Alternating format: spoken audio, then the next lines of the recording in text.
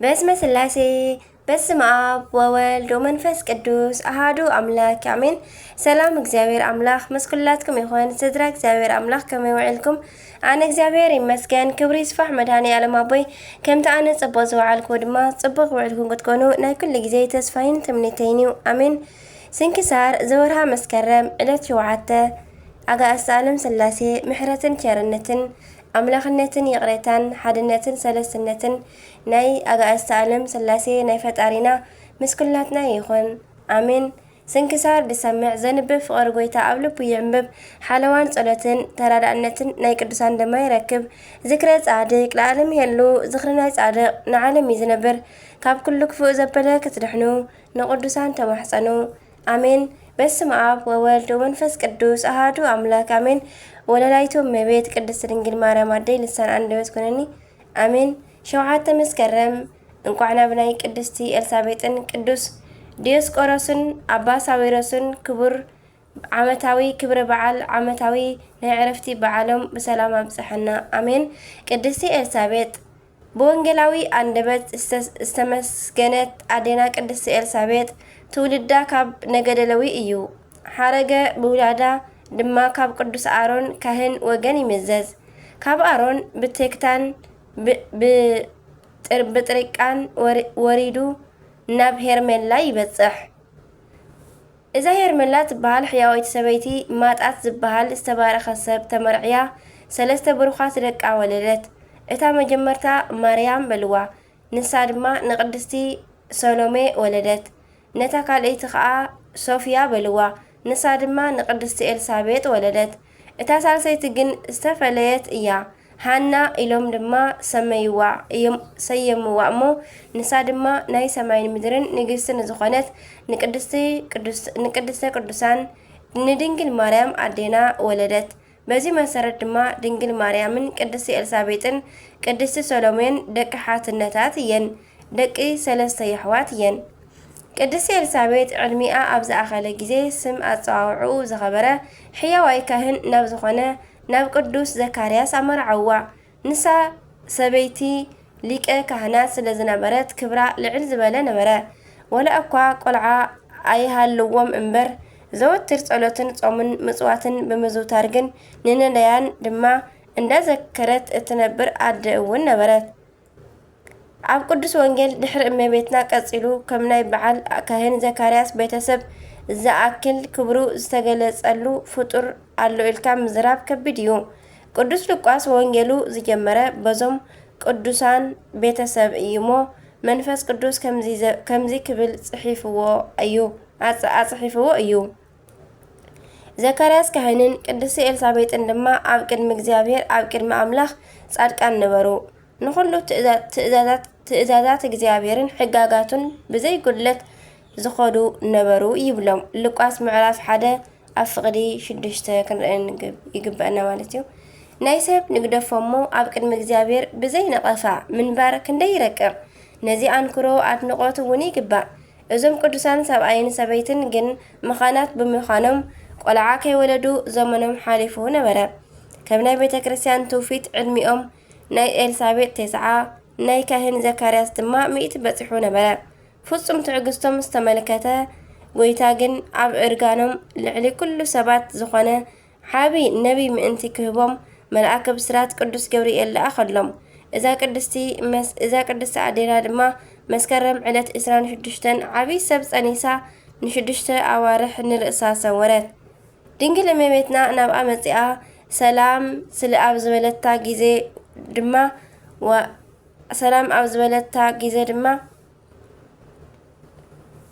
ወላ እኳ ዘዕበየታ ጓላ እንተኾነት መንፈስ ቅዱስ ስለ ዝመልኣ ንኣደ ብርሃን ኣመስኪናታ እያ።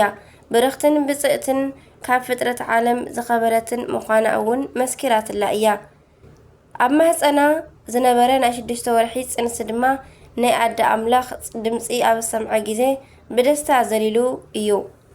ንፈጣሪ እውን ስግደተ ስባሄ ኣቕሪቡ እዩ። ቅድስቲ ኤልሳቤጥ ኣኺላ ድማ ወምንትኑ ኣነ ከመ ትምጽኢ ሃበየ እሙ ለእግዚእ እየ። ኣደ ጎይታይ ናባይ ክትመጽኢ ካበይ ኮነለይ ክትብል ድማ ብትሕትና ተዛረበታ። ምስ ኣደ ጎይታ ምስ ድንግል ማርያም ድማ ንሰለስተ ኣዋርሕ ኣብ ሓንቲ ቤት ቀነየት። ቅዱስ ዮሃንስ ካብ ዝውለድ 2 ዓመትን ወርሕን ኣብ ዝኾነ ጊዜ ሰብኣ ሰገል ብምምጻኦም ኣብ ምድረ እስራኤል ንዝርከቡ ህፃናት ሄሮዶስ ክቐተሎም ቁሩብ ጸኒሖም ድማ ኣይሁድን ንሄሮዶስን ስለ ቅዱስ ህፃን ነገርዎ። ክጽነስ ናይ ኣቦኡ አንደበት ዝዓፀወ ክውለድ ድማ አንደበት ኣቦኡ ዝኸፈተ ዮሃንስ ዝበሃል ህፃን ኣሎ እሞ ንዑ እውን ቅተል በልዎ። ኣዲኡ ቅድስቲ ኤልሳቤጥ ሒዛቶ ክትሃድም ከላ ካህን ዘካርያስ ግን ኣብ ማእከል ቤተ መቕደስ ቀተልዎ። ኣረጋዊት ቅድስቲ ኤልሳቤጥ ኣዴና ድማ ነቲ ህፃን እንዳዕበየት ኣብ ገዳመ ዝፋታ ንሰለስተ ወይ ከዓ ን5 ዓመታት ቀነየት እሞ ቅዱስ ዮሃንስ 5 ክሳብ 7 ዓመት ምስ መልኦ ግን ኣብኡ ኣብቲ በረኻ ኣዲኡ ዓረፈት። ካብ ሰማይ ድማ ዘካርያስን ስምዖንን ወሪዶም ቀበርዋ። ኤልሳቤጥ ማለት ኣገልጋሊት ጎይታ ማለት እዩ።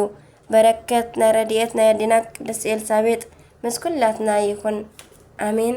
ከምኡውን ቅዱስ ዲዮስቆሮስ ሊቅ እዚ ኣቦ ናይ ተዋህዶ ሃይማኖትና መሳልል እዩ። ኣብ 500 ክፍለ ዘመን ኣብ ግብፂ ተወሊዱ ዓብዩ። ብቆልዑኡ መጻሕፍቲ ተማሂሩ ንናይ ምናኔ ህይወት መረፀ። ጸኒሑ ድማ ናይ ዓብይ ሊቅ ቅዱስ ቄርሎስ ኣገልጋሊ ኮይኑ ተምሃረ ኣገልገሎ እውን። ኣብ ጊዜ ጉባኤ ኤፌሶን ድማ ንቅዱስ ቄርሎስ ተኸቲሉ ከይዱ ተሳቲፉ እዩ። ኣብ 444 ዓመተ ምህረት ንዓብይ ሊቅ ተኪኡ ናይ እስክንድርያ መበል 25 ፓትርያርክ ኮይኑ ተሾመ። ን7 ዓመታት ድማ መጽሓፈ ቅዳሴን እምቅድመ ዓለምን ወሲኹ ብዙሕ ድርሰታት ደረሰ። ብጽቡቕ ንጉስነት ከዓ ንህዝቡ ሓለዎም። ንዘመነ ሰማዕታት ተኸቲሉ ዝመፀ ናይ መናፍቃን ዘመን ክኸውን ከሎ ን150 ዓመታት ዝኣክል መናፍቃን ከም ሓሸን በዚሖም እዮም። በዚ ልክዕ ከዋክብቲ ቅዱሳን ሊቃውንቲ ነበሩ እሞ በብግዚኡ ጉባኤታት እናሰርሑ ንመናፍቃን ኣሕፊሮም ንምእመናን ከዓ ኣጽኒዖም እዮም። ኣብ 451 ዓመተ ምህረት ዝተፈጸመ ፍጻሜ ግን ክሳብ ሕጂ እቲ በሰላ ዝለቅቕ ኣይኮነን። ንጉስ መርቅያንን ጳጳስ ሊዮንን ንናይ ንስጢሮስ ትምህርቲ ኣለባቢሶም ክምህሩ ምስ ፈተኑ ግጭት ብምፍጣር ቤተ ክርስቲያን መጀመርያ ጊዜ ናብ 2 ተኸፍለት። ኣብቲ ጉባኤ ዝነበሩ 636 ጳጳሳት ስቃይን ሞትን ፈሪሖም ብክሕደት ኣብ ልዕሊ መጽሓፍ ብምፍራሞም መለካውያን ልዕሊ እግዚአብሔር ንንጉስ እዘዙ ተባሃሉ እሞ እቲ ጉባኤ ከዓ ጉባኤ ከለባት፣ ኣኼባ ኣኽላባት፣ ጉባኤ ኣብዳን፣ ጉባኤ ሕማቃት ተባሃለ። ቅዱስ ዲዮስቆሮስ ግን ኣብቲ ናይ ክሕደት ኣይፍርምን ካብ ምባል ሓሊፉ ነቶም መናፍቃን ኣወገዞም። በዚ ምክንያት ናብ ጋግራ ደሴት ምስ 7 ደቂ መዛሙርቱ ኣሳደድዎ። ኣብኡ ድማ ን3 ዓመታት ጸኒሑ ኣብ 454 ዓመተ ምህረት ዓረፈ። ቅዱስ ዲዮስቆሮስ ቅድሚ ምዕራፉ ኣብታ ዝተሰደደላ ደሴት ጋግራ ን3 ዓመታት ብዙሕ መከራ ካብ መናፍቃን በጽሖ እሞ ንሱ ግን ብትዕግስቱን ብትምህርቱን ንብዙሓት ናብ ሃይማኖት መለሰ። ቤተ ክርስቲያን ንዕኡ ኣበ ተዋህዶ ናይ ተዋህዶ እምነት ሓቦን ሓርበኛን ትብሎ። የተጨነቀ ጺሙ ዝተጨነቀ ዝረገፉ ኣስናኑ ዝተመለጠ ጽሑም ማለት እዩ በመሓኛ ዝረገፉ ኣስናኑ ዝፈሰሰ ደሙ ክሳብ ሕጂ ዓብይ ምስክርን ናይ ሃይማኖት ፍሬን እዩ። ያስተጻንእ ህየ እልሃለው ደቂቀ ዘተነጽየ እምነጽህሙ ወእም ኣስናኒሁ ዘወድቀ ፍሬ ሃይማኖቱ ፈነወ ብሄረ ርውቀ ከም ዝብል በረከት ረድኤት ናይ ቅዱስ ዲዮስቆሮስ ምስ ኩላትና ይኹን ኣሜን። ከምኡውን ኣባ ሳዊሮስ ናይዚ ቅዱስ ሰብ ስም ዝጽውዕ ኣፍ ክቡር እዩ። ብጣዕሚ ህይወቱ ተዛሪብካ ዝውዳእ ኣይኮነን። ንሱ ኣብ ውሽጢ ቤተ ክርስቲያን ዝበቆለ 30-60 ፍሬ ዘፍረየ ናይ መንፈስ ቅዱስ ተኽሊ እዩ። ብትውልዱ ሮማዊ ክኸውን ከሎ ዝተወልደ ድማ ኣብ 309 ዓመተ ምህረት እዩ። ወለዱ በዚ ናይ ንጉስ ኣዝማድ በቲ ድማ በዓል ጸጋታት ነበሩ። ንሶም ንወዶም ጥበብ ስለ ዝመረጹ ናይ ግሪክ ፍልስፍና ናይ ዮናናውያን ጥበብን ኩሉ ተምሃረ ድሕሪኡ ብሓደ ልቡ ብሉይን ሓዲስን ተማሂሩ ድማ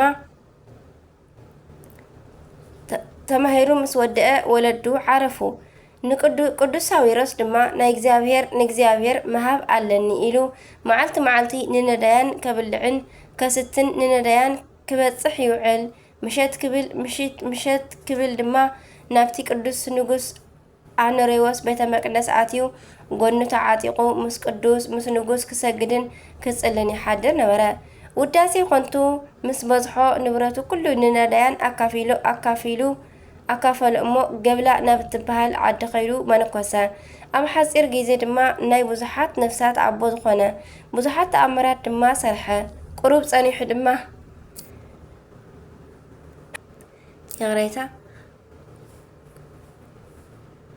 ቁሩብ ጸኒሑ ድማ ናይ ገብላ ኤላ ጳጳስ ኮይኑ ተሾመ ኣብ ዘመነ ሽሞቱ ድማ ድቃሳይ ተመልከተን ብሓፂር ተዓጢቑ ደኣ ንዘይኣምኑ ንምእማን ደኸመ እምበር ጎይታ ምስኡ እዩሞ ንኣይሁድን መተተኛታትን ኣህዛብን ንኩሎም ኣእሚኑ ኤላ ወይ ከዓ ገብላ ሓንቲ ናይ ክርስቶስ መንጋ ኾነት እቲ መርገም ካብ ለውሃቱ ዝተለዓለ ንሰይጣን ከይኣቱ ከልኪልዎ ኣብ መንገዱ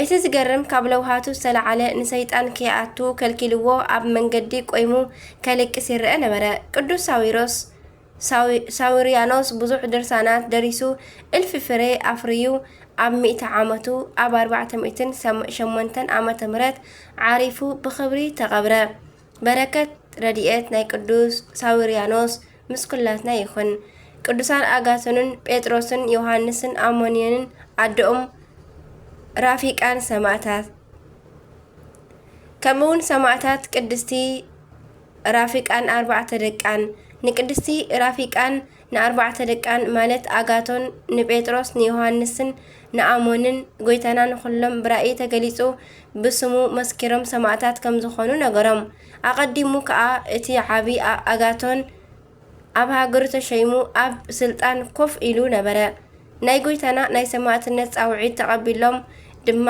ካብ ላዕለዋይ ግብጺ ካብ ቁስ አውራጃ ተበጊሶም ኣብ ቅድሚ እቲ ከሓዲ መኮንን ዲዮናስዮስ ስለ ናይ ጎይታና ኣምላኽነት መስከሩ እቲ መኮንን ከዓ ብዙሕ ስቃይ ኣውረደሎም ጎይታና ድማ ብተኣምራት ካብ መከረኦም ከድሕኖም ዝረኣዩ ብዙሓት ሰባት ምስ ኣመኑ እቲ መኮንን ብጣዕሚ ተቆጢዑ ጽኑዕ ስቃይ ኣውረደሎም ምስ ስቃይ ኣብ ዝተለቸወ ግዜ ድማ ናብ ናይ እስክንድርያ ገዛኢ ናብ አርማኒዮስ ለኣኾም ከሓዲ አርማኒዮስ ድማ ስጋኦም ቆራሪጹ ኣብ ውሽጢ መንኮራኩር ኣእተዎም ነገር ግን ጎይታና ጥዑያት ገይሩ ፈወሶም ደጊሞም ድማ ዘቕዚቆም ሰቐልዎም ንቁልቁል ኣፎም ሕጂ እውን ጎይታና ኣድሓኖም ብተኣምራቶም ድማ ብዙሓት ብጎይታናን ኣምላኽናን ኢየሱስ ክርስቶስ ኣመኑ ኣብ መጨረሽታ ከዓ ርእሶም ብሰይፊ ቆሪጾም ስጋኦም ናብ ባሕሪ ደርበይዎ ቅድስቲ ራፊቃን 4 ደቃን ድማ ሰማዕትነቶም በዚ ፈጸሙ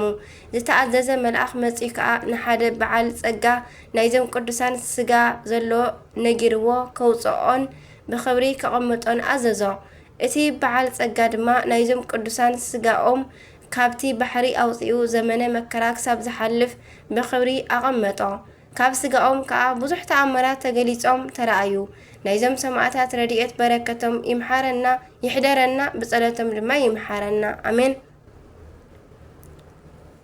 በዝለማዓንቲ መስከረም 7 ዝኽበሩ ዓመታዊ ናይ ቅዱሳን በዓላት ድማ በረከቶም ሕደረና እሞ ኣዴና ቅድስቲ ኤልሳቤጥ ቅዱስ ዲዮስቆሮስ ሊቅ ናይ ተዋህዶ ሃይማኖት ኣቦ ዓቢ ቅዱስ ሳዊርያኖስ ቅድስት ሃና ናይ ኣደ ብርሃን ኣደ ልደታ እያ ቅዱሳን አጋቶን ጴጥሮስ ዮሐንስ አሞንን ኣዲኦም ራፊቃን ሰማዕታት ወርሓዊ በዓላት ድማ ስሉስ ቅዱስ አጋእዝተ ዓለም ሥላሴ ኣብ ወወልድ ወመንፈስ ቅዱስ ኣባ ጊዮርጊስ ዘጋስጫ ኣባ ሲኖዳ ናይ ባሕታውያን ሓለቓ ኣባ ዳንኤል ዘገዳ መሲሓት ኣባ ባውላ ገዳማዊ ቅዱስ አስናቲዎስ ሐዋርያዊ ቅዱስ አግናጢዮስ ንኣንበሳ ዝተውሃወ ኣቦ ኮነ ድማ ኤልሳቤጥ ቃል ሰላምታ ድንግል ማርያም ምስ ሰምዐት እቲ ህፃን ኣብ ከርሳ ተሰራሰረ ንኤልሳቤጥ ድማ መንፈስ ቅዱስ መልኣ ብዓብይ ድምፂ እውን ዓው ኢላ በለት ንስኺ ካብ ኣንስቲ በረኽቲ ኢኺ ፍረ ኸርፅኺ እውን ብሩኽ እዩ ኣደ ጐይታይ ናባይ ክትመጽኸ እዚ ካበይ ኮነለይ እንሆ ድምፂ ሰላምታኺ ምስ ሰማዕኩ ኣብ ከርሰይ ህፃን ብሓጎስ ተሰራሰረ እቲ ካብ እግዚኣብሔር እተነግረላ ቃል ክፍጸም እዩ ሞ እታ ዝኣመነት ብርኽቲ እያ ይብል ሉቃስ ምዕራፍ 1 ፍቕዲ 41 በረከት ረድኤት ናይ ኩሎም ቅዱሳን ምስ ኩላትና ይኹን ኣሜን ለይኩን ከምኡውን ናይ ዕለት 8 ስንክሳር ንቕጽል በስመ አብ ወወልድ ወመንፈስ ቅዱስ አሐዱ አምላክ አሜን። ዘካርያስ ካህን 8 መስከረም በዛ መዓልቲ እዚኣ ናይ ዓመት ናይ መጀመርያ መቁፀሪ ዝኾነ ኮኸብ ይወፅእ ካህንን ነቢ ዘካርያስን ወዲ በራኪዩ ብኢድ ሄሮዶስ ንጉስ ሰማዕት ኮነ። እዚ ቅዱስ አቦ ስለ ልደት ወዱ ቅዱስ ዮሐንስ ቅዱስ ገብርኤል ኣብ ዘበሰሮ ጊዜ ኣሚኑ ብዘይ መቕባሉ ወዱ ዮሐንስ ክሳዕ ዝውለድ ዲዳ ዓባስ ኮይኑ እዩ። ወዱ ኣብ ዝተወለደሉ ጊዜ ግን ስሙ ዮሐንስ በልዎ ኢሉ ብኢዱ ክጽሕፍ አንደበቱ ተኸፈተሉ። ንሱን ሰበይቱን ኣብ ሕጊ እግዚአብሔር ብዘይ ነቐፋ ዝጸንዑ ሕያወት ምዃኖም ቅዱስ ወንጌል ይምስክረሎም እዩ። ዘካርያስ ካህንን ቅድስቲ ኤልሳቤጥን ድማ ኣብ ቅድሚ ኣምላኽ ጻድቃን ነበሩ። ብኹሉ ትእዛዛት እግዚአብሔርን ሕገጋቱን ብዘይ ጉድለት ዝኸዱ ነበሩ ይብሎም። ሉቃስ ምዕራፍ 1 ፍቕዲ 6 ከምቲ ኣብ ዕለት 7 መስከረም ዝበልናዮ። ንጉስ ሄሮዶስ ንጎይታና ዝረኸቦ መሲልዎ 144,000 ናይ ቤተልሔም ህፃናት ብግፍዒ ክጭፍጭፍ እንከሎ እመቤትና ንወዳ ንጎይታናን ኣምላኽናን ኢየሱስ ክርስቶስ ሒዛ ናብ ግብፂ ክትስደድ እንከላ ንቅዱስ ዮሐንስ ድማ ኣዲኡ ቅዱስ ኤልሳቤጥ ሒዛቶ ናብ በረካ ሲና ኣተወት። ሄሮዶስ ነቶም ህፃናት መሳቕተለ ድማ ቅዱስ ዮሐንስ ክርስቶስ እዩ ኢሉ ብልቡ ሓሰበ። ወታደራቱ ድማ ንዮሐንስ ካብ ዘካርያስ ከይዶም ንኽእልሽዎ ለኣኸም እሞ ሄሮዶስ ድማ ናብ ዘካርያስ መጺኡ ንህፃን ዮሐንስ እንተዘሂብዎ ከም ዝቐትሎ ነገሮ። ካህን ዘካርያስ ግን ናይ ንጉስ ምፍርራሕ ብዘይ ምፍራሕ ኣገልግሎቱ ቀጸለ። ኣብ መወዳእትኡ ድማ ንጉስ ወታደራቱ ልኢኹ ኣብ ቤተ መቕደስን ኣብ መሰውኢ ከሎ ኣቕተሎ። ነገር ግን እግዚአብሔር ናይ ቅዱስ ዘካርያስ ስጋ ሰወሮ። ደሙ ግን ከም እምኒ ፈሰሰ፣ ከም እምኒ ኮነ ይቕረሳ። እቶም ህዝቢ ድማ ከም ልማዶም ንጸሎት ኣብ ዝመጽሉ ጊዜ ካብ ካህናት ሓደ ናብ ቤተ መቕደስ ከኣቱ ክብል ዝረግአ ናይ ዘካርያስ ደም ረኸበ። ካብ መሰውኢ ድማ ከምዚ ዝብል ድምፂ ተሰምዐ፣ እንሆ ወዲ በራኪዩ ዘካርያስ ተቐተለ፣ ዝብቀል ክሳብ ዝመጽእ ድማ ደሙ እንዳኸሰሰት ክትነብር እያ ዝብል ድምፂ ተሰምዐ። ከምዚ ዝብል እውን ኣሎ። እቲ ካብ 12 ደቂቀ ነቢያት ሓደ ዝኾነ ዘካርያስ ወዲ በራኪዩ ግን እዚ ኣይኮነን። ንሱ ኣብ ዕድሚኡ ክደኣ ብሰላም ኣብ ዑረት ዝተባሃለት ዓዲ ሞተ እምበር ኣይተቐትለን። ስጋኡ እውን ብዘይ ሙስና ተረኽበ፣ ኣብኡ ድማ ተቐብረ። ቤተ ክርስቲያን እውን ተሃነጸሉ። ናይ ካህን ዘካርያስ ኣቦኡ ንዮሐንስ መጥምቅ ግን ናይ ደሙ ድምፂ ደኣ ከም ዝተቐተለ ምስክር ኮነ እምበር ስጋኡ ኣይተረኽበን። ከምዚ ዝብል እውን ኣሎ። ካብ ወገን ኣይሁድ ዝኾነ ሓደ ንሄሮዶስ ንዘካርያስ ብብስራት መልኣኽ ወዲ ተወሊዱሉ ኣሎ፣ ምናልባት ንሱ ኢየሱስ ክርስቶስ ክኸውን ይኽእል እዩ በሎ። ሄሮዶስ ድማ ወታደራቱ ንህፃን ዮሐንስ ንኽቐትልዎ ለኣኾም። ዘካርያስ ድማ ኣነ ነቲ ህፃን ናብ ካልእ ቦታ ወሲደዮ እየ፣ ንዕኡ ካብቲ ቦታ ባዕልትኹም መጺእኩም ውሰድዎ በሎም። ንሳቶም ድማ ናብ ቤተ መቕደስ ክሳዕ ዘእትውዎ ምስኡ ኸደ። ብድሕሪኡ ነቲ ህፃን ኣብ ወሰን እቲ ምስዋዕ ኣቐመጦ። እቲ ቦታ ድማ እቲ መልኣኽ እግዚአብሔር ኣቐዲሙ ከም ዝውለድ ዝሰበኸሉ ቦታ እዩ። መልኣኽ እግዚአብሔር ካብቲ መሰውኢ ነጢቑ ናብ ገዳመ ዚፋታ ወሰዶ። ነቲ ህፃን ምስ ሰኣንዎ ድማ እቶም ወታደራት ንኣቦኡ ንዘካርያስ ቀተልዎ። ወይተና ድማ ምኽንያት ቅትለት ኣይሁድ ስለ ዝኾኑ ንኣይሁድ ከምዚ በሎም፣ ናይቲ ኣብ ማእኸል ቤተ መቕደስ ዝቐተልኩምዎ ናይ ዘካርያስ ደም ኣብ ልዕሊኹም ክበጽሕ እዩ በሎም። ንእግዚአብሔር ኣምላኽና ምስጋና ይኹን፣ ንዓና እውን ብጸሎት ኣቦና ይምሓረና፣ በረከት እውን ምሳና ትንበር። በረከት ናይ ቅዱስ ዘካርያስ አሜን። ኣርክያት ሰላም እብል እንበለ እከዩ ውህሰሙ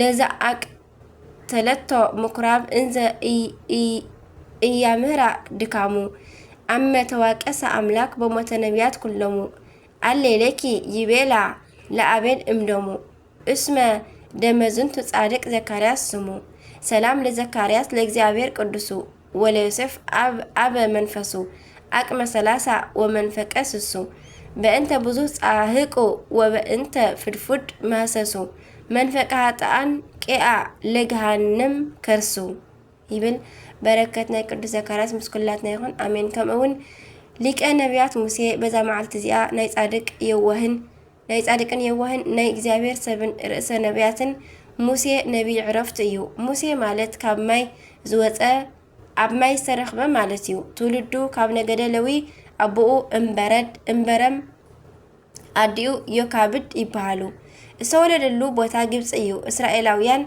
ودي انت وليدهم كقتلوهم بفرعون تأزاز توهيبهم كساب موسى زولد شوعت ورحي أقصيرهم نبرو موسى مستولد لزنتو هزان يكدنا موغس امنقلو كم زبهال عبقصو برهان تسائلو نبرا عقبت وما مولدان فوها سيبارا لازس زفترو يقتلو انزا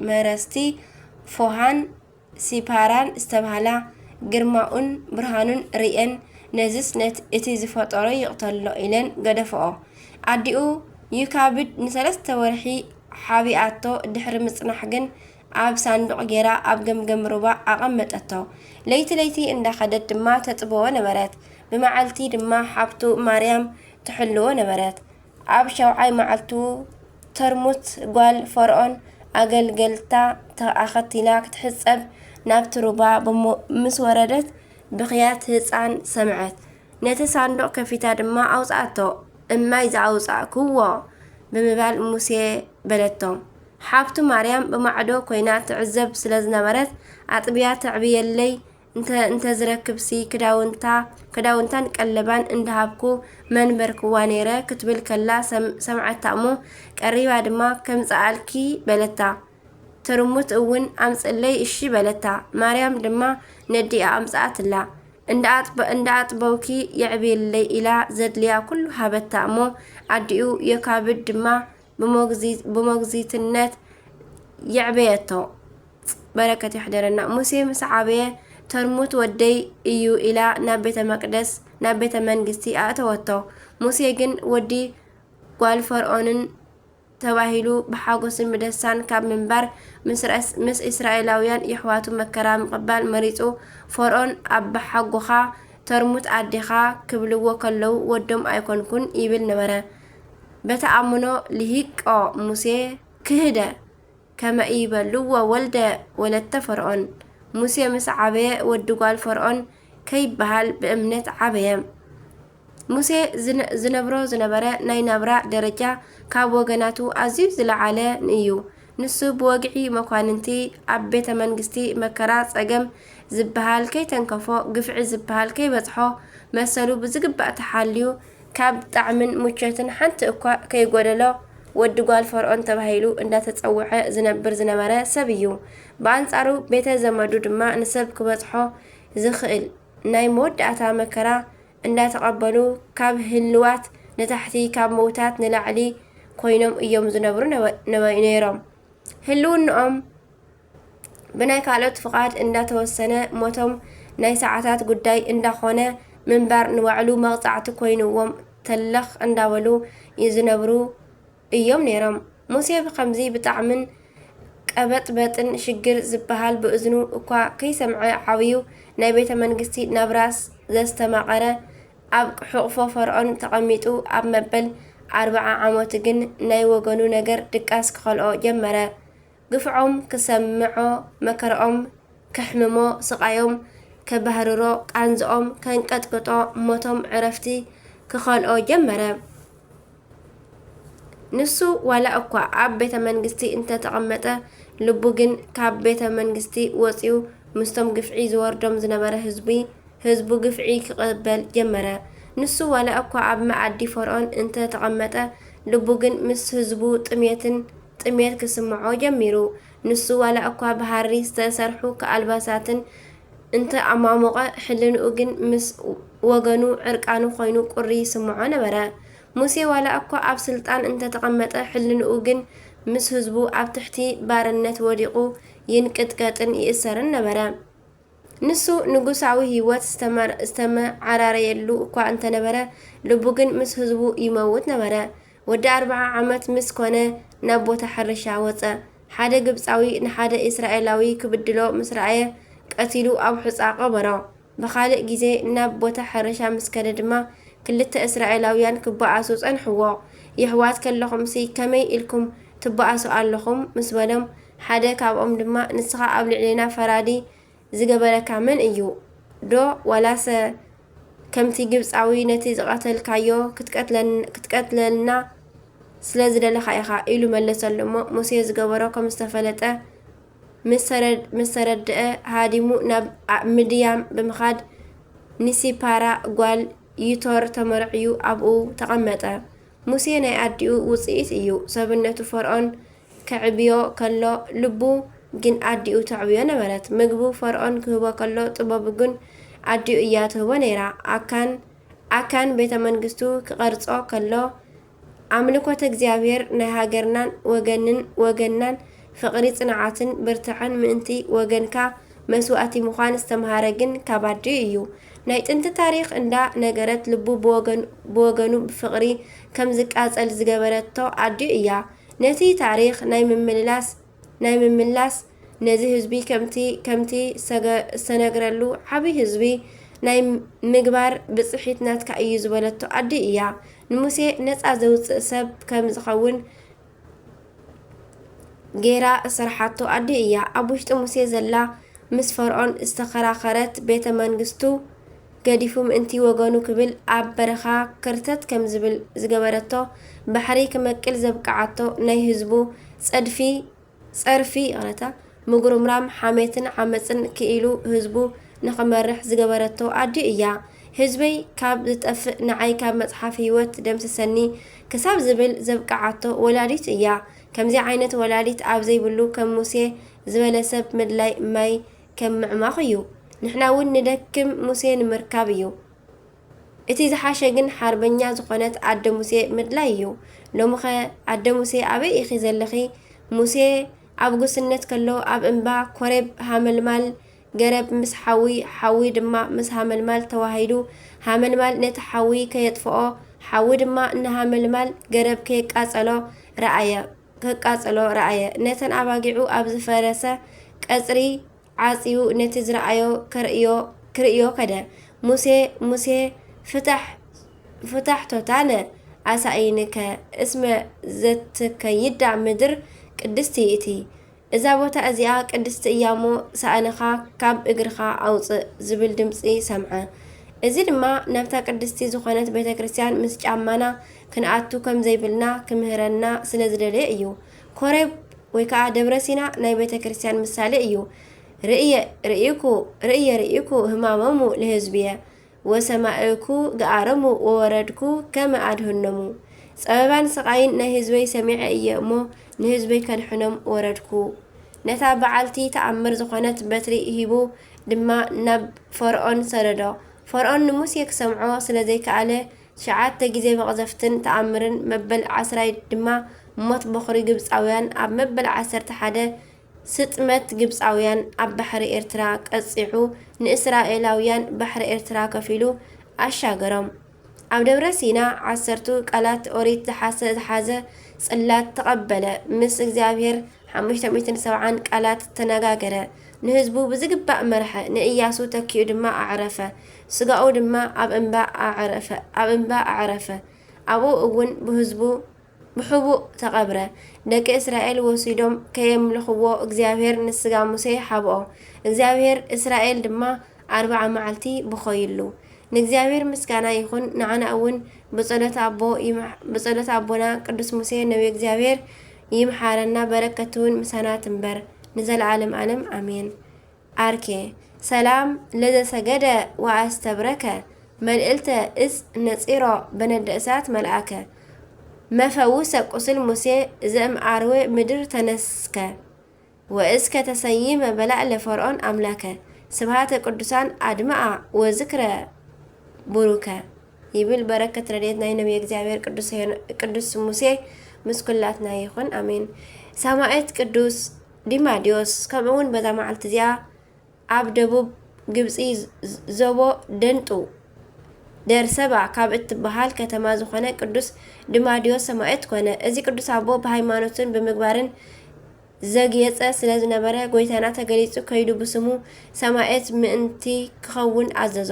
ካብ ደቡባዊ ግብፂ ተበጊሱ ኣዲኡን ኣቦኡን ገዲፉ ወፂኡ ናብ ኣትሪብ ብምኻድ ኣብ ቅድሚ እቲ ከሓዲ መኮንን ስለ ጎይታናን ኣምላኽናን መድሓኒናን ኢየሱስ ክርስቶስ መስከረ። እቲ ከሓዲ ገዛኢ ድማ ጽኑዕ ስቃይ ምስ ኣውረደሉ ናብ እስክንድርያ ለኣኾ። ናይ እስክንድርያ መኮንን ሉክያኖስ ድማ በተራኡ ኣሰቃዮ። ነገር ግን ጎይታና ንዲማዲዮስ ተገሊጹ ኣረጋግኦ። ድሓር ድማ እቲ መኮንን ንዲማዲዮስ ንምስቃይ ኣብ ሰልችዎ ግዜ ርእሱ ብሰይፊ ኣቁረጾ እሞ ናይ ሰማዕትነቱ ፍጻሜ ኮነ። ንእግዚአብሔር ኣምላኽና ምስጋና ይኹን። ንዓና እውን ብጸሎት እዚኦም ኩሎም ቅዱሳን ምስክላትና ይምሓረና እሞ በረከቶም ድማ ምሳና ይንበር አሜን። አርኬ ሰላም ለዲማዲዮስ ለእግዚአብሔር ዘተጸምዶ በሃዲገ አብ እንተወለዶ በውስተ ሐመር ክርስቶስ አመ ተካሄዶ ኢክህለ ሎክያኖስ ለአማልክቲሁ ያስግዶ እስመ በመጥበህት መተረክ ሳዶ ይብል። ንእግዚአብሔር አምላኽና ምስጋና ይኹኖ። ንዓና እውን ብጸሎት እዞም ቅዱሳን ይምሓረና በረከቶም ድማ ምስኩላትና ይኹን አሜን። በረከቶም ይሕደረና። ከምውን ናይ ዕለት 9 ስንክሳር ንቕጽል። በስመ አብ ወወልድ ወመንፈስ ቅዱስ አሐዱ አምላክ አሜን። ሓደ አምላክ በዝኾነ በአብ ወወልድ ወመንፈስ ቅዱስም አሜን። መስከረም 9 ምስ ቅዱስ ፋሲለደስ 14737 አመንቲ ብሰማዕትነት ዓረፉ። ተጋድልኡ ኣብ ልዕሊ ገረብ ኮይኑ ዝፈጸመ ንእግዚአብሔር ዘሐጎሰ ንጉስ ያሳይ ዕረፍት እዩ በማለት ስንክሳር ብስም ዝገለጾ ጻድቅ ንጉስ ያሳይ ዓረፈ።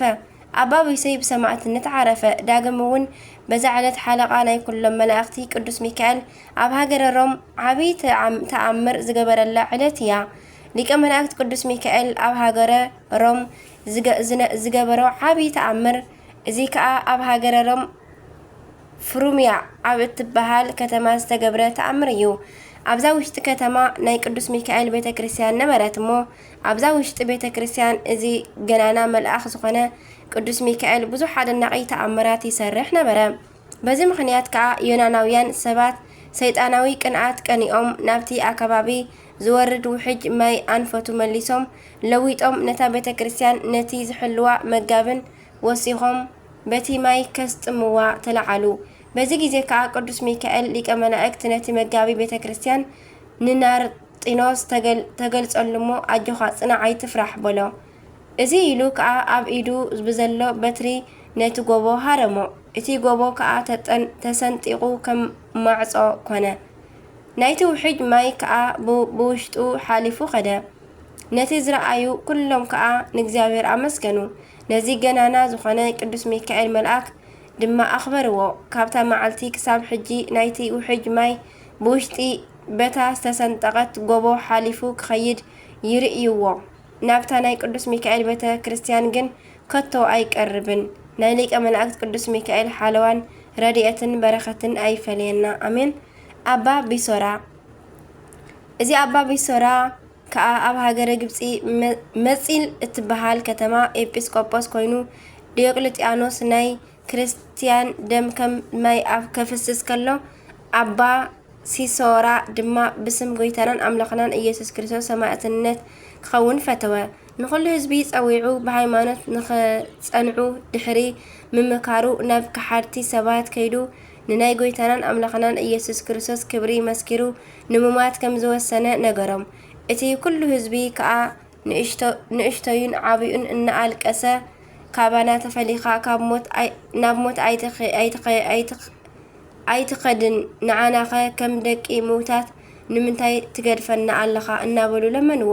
ነገር ግን ኣባ ቢሶራ ሰማዕትነት ዕጫ ክፍሉ ምዃኑ ነጊርዎም ብሃይማኖት ክሳብ መጨረሻ ንኽጸንዑ ምስ ምኸሮም ተፋኒውዎም ናብ ሰማዕትነት ከደ እቶም ህዝቢ ከዓ መሪር ለቕሶ እናልቀሱ ኣፋነዎ ካልኦት 3 ኤጲስቆጶሳት ከዓ ሰማዕታት ክኾኑ ተስተኸቲሎሞ ከዱ ኣባ ቢሶራን 3 ኤጲስቆጶሳትን ኣብ ልዕሊ እቲ ከሓዲ ናይ ክርስቲያን ደም ዘፈስስ ዝነበረ መኮንን ነናይ ጎይታናን ኣምላኽነት መስከሩ እቲ መኮንን ድማ ሒዙ ጽኑዕ ስቃይ ኣውረደሎም ብፍላይ ከዓ ኤጲስቆጶስ ምዃኖም ምስ ፈለጠ ስቃይ ኣብዝሓሎም ነገር ግን ጎይታናን ኣምላኽናን ኢየሱስ ክርስቶስ እናኣጽንዖም ነቲ መከራ ብትዕግስቲ ተቐበልዎ ኣብ መጨረሽታ ከዓ በዛ ዕለት ኣባ ቢሶራን 3 ኤጲስቆጶሳትን ቢስኮስ ፊናቢክስን ቴዎድሮስን ክሳዶም ተሰይፎም ሰማዕትነቶም ብዓወት ፈጸሙ ረድኤት በረኸቶም ይሕደረና ብጸሎቶም ይምሓረና ዳግም እውን በዛ መዓልቲ በዛ ዕለት እዚኣ ምስ ቅዱስ ፋሲለደስ 14,737 ኣመንቲ ብሰማዕትነት ዓረፉ ናይዞም ሰማዕታት ረድኤት በረኸቶም እውን ይሕደረና ብጸሎቶም ይምሓረና ኣሜን 9 መስከረም ዝኽበሩ ዓመታዊ ናይ ቅዱሳን በዓላት ድማ ቅዱስ ሚካኤል ሊቀ መላእክት ቅዱስ ቢሶራ ሰማዕት ቅዱስ ያሳይ ንጉስ ቅዱስ ፋሲለደስ ሰማዕት ልደቱ 14,730 ሰማዕታት ናይ ቅዱስ ፋሲለደስ ማሕበር ወርሓዊ በዓላት ድማ ኣባ በርሱማ ሶርያዊ ናይ ሶርያ መነኮሳት ኣቦ ኣቡነ እስትንፋሰ ክርስቶስ ኢትዮጵያዊ 318 ቅዱሳን ሊቃውንት ሩትኣነ ሃይማኖት ዘኒቅያ ናይ ብሔረ ብፁዓን ጻድቃን ኣባ መልከ ጸድቅ ዘሚዳ ኢትዮጵያዊ ቅዱስ ዞሲማስ ጻድቅ ዓለመ ብፁዓን ዝረአየ ኣቦ እቲ መስፍን መንግስቲ ፋርስ ግና 21 መዓልቲ ተቃወመኒ እንሆ ከዓ ሚካኤል ካብቶም ኣውራታት መሳፍንትስ ሓደ ንምሕጋዝ ዘይመጸ ኣነ እውን ኣብኡ ምስቶም ነገስታት ፋርስ ተረፍኩ ይብል ዳንኤል ምዕራፍ 10 ፍቕዲ 13 በረከት ረድኤት ናይ ኩሎም ቅዱሳን ስንክሳር ኩሎም በረከቶም ይሕደረና ዝወደቀ ዝለጠበ ካብ ዜማ ካብ ፊደል ካብ ኣናብባ ብኣፈ ቅዱሳን ትጓሃል መላእክት ታርመለይ ኣሜን ወኣሜን ይበሉ ኩሎም መላእክተ ሰማይ ስንክሳር ዝሰምዕ ዘንብብ ፍቕር ጎይታ ኣብ ልቡ ይዕንብብ ሓለዋን ጸሎትን ናይ ቅዱሳን ድማ ይረክብ ኣሜን ኣቡነ ዘበሰማያት ይትቀደስ ስምከ ትምጻእ መንግስትከ ወይኩን ፈቃድከ በከመ በሰማይ ከማሁ በምድር ሲሳየነ ዘለለ ዕለትነ ሃበኒዮም ህድግ ለነ አበሳነ ወጀጋየነ ከመንህነኒ ንህድግ ለዘአብስ ለነ ታባአነ ጊዜው ስምንቶት አላ ድነነ ወበልሃንን ኩሉ ኩስ መዚያከ ይእት መንግስት ኃይል ወስብሐት ለዓለም ዓለም አሜን። በሰላም ቅዱስ ገብርኤል መልአክ እግዝእቴ ማርያም ሰላም ለቺ ድንግል በህልናቺ ወድንግል በስጋቺ እመእግዚአብሔር ጽባኦ ሰላም ለቺ ብሩክት አት ማለት ጽሩክ ፍረከርስኪ ተፈሲፍቲ ኦ ማርያም ተጸጋ መለተ ውዳሴ መለተ ሞገስ መለተ ኩሉ እግዚአብሔር ምስሌኪ ሰአሉ ጽሊ ሀበ ፍቅር ወልቺ ኢየሱስ ክርስቶስ ከመይ ይስራለና ሀጣዊነ ተማሂ ጸነወ ከተማ ጸነወ ክዳንቺ አሜን አሜን። ስብሐት ለእግዚአብሔር።